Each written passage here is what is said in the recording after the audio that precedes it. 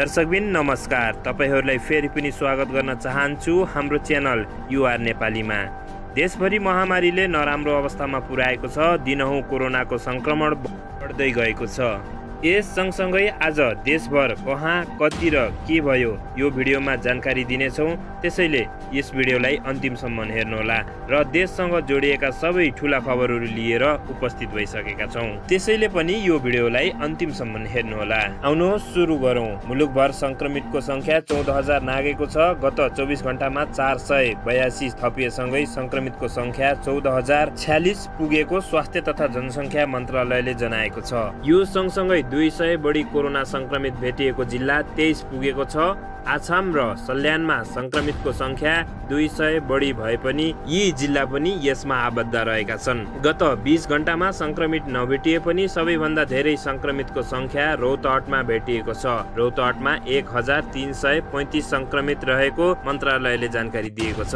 दैलेखमा 763, कपिलवस्तुमा 745, महोत्तरीमा 710, सर्लाहीमा 652, कैलालीमा 600, दाङमा 592, सुर्खेतमा 387, धनुषामा 375 लगायत संक्रमित छन्। देशभर 20 जिल्लामा कोरोना संक्रमितको संख्या 200 पुग्ने अवस्थामा छ। 34 जिल्लामा संक्रमितको संख्या 100 भन्दा कम छ। यो सँगसँगै प्रधानमन्त्री ओलीको स्वास्थ्य अवस्था कस्तो छ यसको बारेमा पनि जानकारी दिनेछौँ। दर्शकबिन, उपत्यका प्रवेश गर्न लागेका 400 गाडी फर्काइए यसको बारेमा पनि जानकारी दिनेछौँ। पूर्व मन्त्री बास्कोटाको घरमा बम विस्फोट यसको बारेमा पनि जानकारी दिनेछौँ।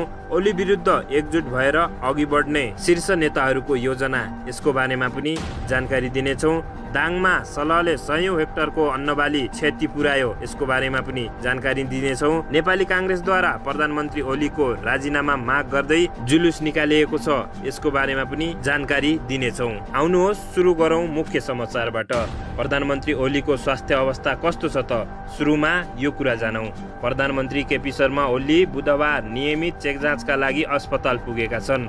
मुटुको समस्या देखिएपछि उनी गङ्गालाल हृदय रोग केन्द्र पुगेका हुन्। गङ्गालाल अस्पतालमा ओलीको मुटु चेक जाँच भएको थियो। परीक्षण पछि उनी बालुवाटार फर्किएका थिए।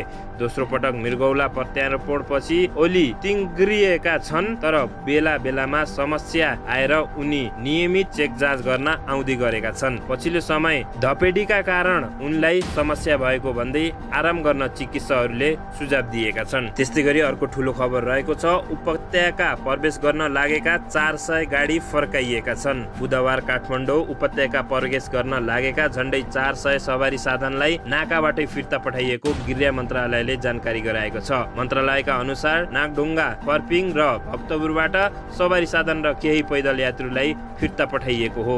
सरकारले बाहिरी जिल्लाबाट प्रवेश गर्नेहरूबाट कोरोना संक्रमण हुन सक्ने भन्दै उपत्यका प्रवेशमा कडाई गरेको हो। उपत्यका प्रवेशका लागि गृह मन्त्रालयको सहमतिको सवारी पास बिनाको सवारीले साधनलाई यसरी प्रवेशमा रोक लगाइएको हो।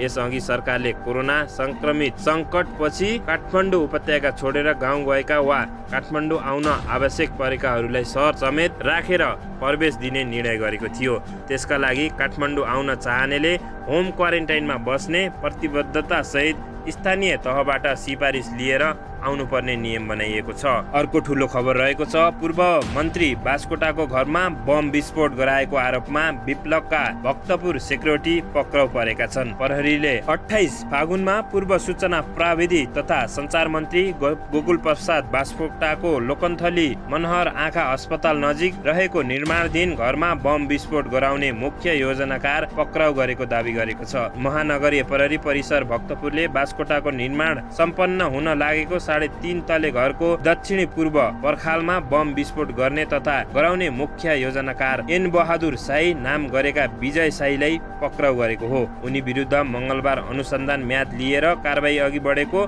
परिसरले जनाएको छ। यसअघि प्रहरीले सोही घटनामा संलग्न रहेका आरोपमा अभिषेक भन्ने टेक बहादुर विक, अमृत बहादुर कुमार, लक्ष्मण सेठी र देव बहादुर गुरुङ समेत 4 जनालाई पक्राउ गरेको थियो।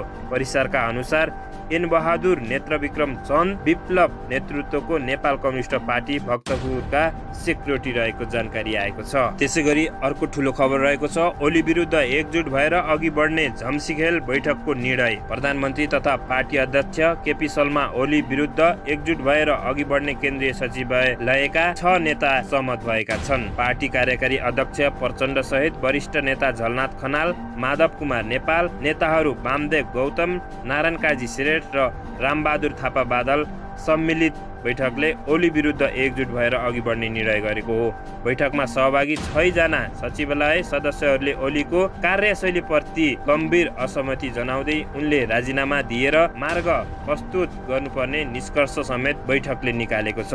बैठकमा प्रचण्ड र माधव नेपाल पक्षधार स्थायी समिति सदस्यहरूको समेत सहभागिता रहेको थियो। बैठकमा सहभागी नेपाल निकट एक स्थायी समिति सदस्यले ओली विरुद्ध मोर्चाबन्दी कसिलो बनाउँदै अघि बढ्ने र उनले राजीनामा दिनुपर्ने निष्कर्ष निकालेको बताएका छन्। करिब 3 घण्टा लामो ललितपुरको झम्सीखेलमा चलेको ओली विरोधी नेताहरूको बैठकमा अबको साझा रणनीति समेत बनाइएको ती नेताले बताएका छन्। केही दिनदेखि जारी नेकपा स्थायी कमिटी बैठकमा नेकपा अध्यक्ष समेत रहेका प्रधानमन्त्री ओलीको सरकार र पार्टी सञ्चालनको कार्यशैली प्रति विरोध गर्दै आउँदै प्रचण्ड वरिष्ठ नेता झलनाथ खनाल, माधव नेपाल सहितका नेताले दुवै पद छोड्नु पर्ने दबाब दिँदै आएका छन्। आइतबार ओलीले आफ्नो सरकार ढाल्न दिल्ली र पार्टी भित्रकै केही नेता लागि परेको अभिव्यक्ति दिएपछि नेकपा भित्र केही महिना यता मत्थर भएको विवाद फेरि बिउतिएको थियो। विवाद चर्किँदै जाँदा मंगलबार र बुधबार बोल्ने अधिकांश स्थायी समिति सदस्यहरूले ओलीको आलोचना गर्दै उनले राजीनामा दिनुपर्ने माग गरेका थिए। आन्तरिक राजनीति पेचिलो बन्दै गएको बेला आज भएको ओली विरोधी खेलमा बैठकमा गृहमन्त्री समेत रहेका सचिवालय सदस्य रामबहादुर थापा समेत सहभागिता अर्थपूर्ण रूपमा हेरिएको छ। यसैगरी अर्को मुख्य खबर रहेको छ, दाङमा सलहले 100 हेक्टरको अन्नबालीमा क्षति पुर्याएको छ। मंगलबार दिउँसो दाङमा देखिएको सलहले जिल्लाका 100 हेक्टर जमिनमा लगाएको अन्नबालीमा क्षति पुर्याएको छ। कृषि ज्ञान केन्द्र दाङका अनुसार सलहले आज साँझसम्म जिल्लाका 10 पालिकामा लगाइएको अन्नबालीमा क्षति पुर्याएको छ। केन्द्रका प्रमुख सन्देश धितालका अनुसार विशेष गरी मकै र तरकारी बारीमा सलहले नोक्सानी पुर्याएको छ। सलह, घोराई र तुलसीपुर महानगरपालिका तथा बङ्गला, चुली, राप्ती, गडवा, दङ्गी सडन, बबई, शान्तिनगर गाउँपालिका र लमाही नगरपालिका विभिन्न क्षेत्रमा अहिलेसम्म बसिरहेको छ। सलहलाई स्थानीयवासीले भगाउने प्रयास गरे पनि ठूलो संख्यामा आएकाले नसकिएको उनले बताएका छन्। उनका अनुसार सलहले अहिलेसम्म करिब 700 हेक्टर जमिनमा लगाइएको बालीनाली नष्ट गरेको प्रारम्भिक जानकारी आए पनि पूर्ण विवरण भने आउन बाँकी रहेको उहाँले जनाउनु भएको छ। त्यस्तै गरी अर्को ठूलो खबर रहेको छ, नेपाली कांग्रेसद्वारा प्रधानमन्त्री ओलीको राजीनामा माग। प्रमुख विपक्षी दल नेपाली कांग्रेसले प्रधानमन्त्री केपी शर्मा ओलीको राजीनामा माग गरेको छ। प्रतिनिधि सभामा प्रस्तावित नागरिकता विधेयकको संशोधन माग गर्दै जनकपुरमा नगर प्रदर्शन गर्दै प्रधानमन्त्री ओलीको राजीनामा माग गरेको हो। नागरिकता विधेयक विरुद्ध कांग्रेस र प्रदेश नम्बर 2 का सत्तारूढ जनता समाजवादी पार्टीले अलग अलग रूपमा सरकारको विरोधमा निरन्तर प्रदर्शन गर्दै आएका छन्। दर्शकबिन, आजको भिडियो कस्तो लाग्यो? जस्तो लाग्यो त्यस्तै प्रतिक्रिया दिन नभुल्नुहोला। यदि अवश्य पनि मन पर्यो भने शेयर गर्न नभुल्नुहोला। सब्स्क्राइब गरेर हामीहरूसँग जोडिन नभुल्नुहोला। दिनौ यस्तै नयाँ र ताजा खबर हेर्नको लागि साइडमा रहेको बेल आइकनलाई पनि क्लिक गर्न नभुल्नुहोला भन्दै नयाँ र ताजा भिडियो लिएर उपस्थित हुने बाचा सहित युआर नेपाली युट्युब च्यानलबाट बिदा हुन्छु। फेरि उपस्थित हुनेछु। जय नेपाल। प्रधानमन्त्री ओलीको स्वास्थ्य अवस्था कस्तो छ यसको बारेमा पनि जानकारी दिनेछौँ। दर्शकबिन, उपत्यका प्रवेश गर्न लागेका 400 गाडी फर्काइए यसको बारेमा पनि जानकारी दिनेछौँ। पूर्व मन्त्री बास्कोटाको घरमा बम विस्फोट यसको बारेमा पनि जानकारी दिनेछौँ। ओली विरुद्ध एकजुट भएर अघि बढ्ने शीर्ष नेताहरूको योजना यसको बारेमा पनि जानकारी दिनेछौँ। दाङमा सलहले 100 हेक्टरको अन्नबाली क्षति पुर्यायो यसको बारेमा पनि जानकारी दिनेछौँ। नेपाली कांग्रेसद्वारा प्रधानमन्त्री ओलीको राजीनामा माग गर्दै जुलुस निकालिएको छ यसको बारेमा पनि जानकारी दिनेछौँ। यहाँसम्म हेरेर साथ दिनुभयो दर्शकबिन, धेरै धेरै धन्यवाद। यो भिडियो कस्तो लाग्यो? अवश्य पनि राम्रो लाग्यो भने शेयर, लाइक, कमेन्ट र सब्स्क्राइब गर्न नभुल्नुहोला। यदि फेरि पनि यो यस्तै भिडियो हेर्न चाहनुहुन्छ भने सब्स्क्राइब र कमेन्ट गर्नुहोला। आजको लागि बिदा हुन्छु। You're Nepal YouTube channel.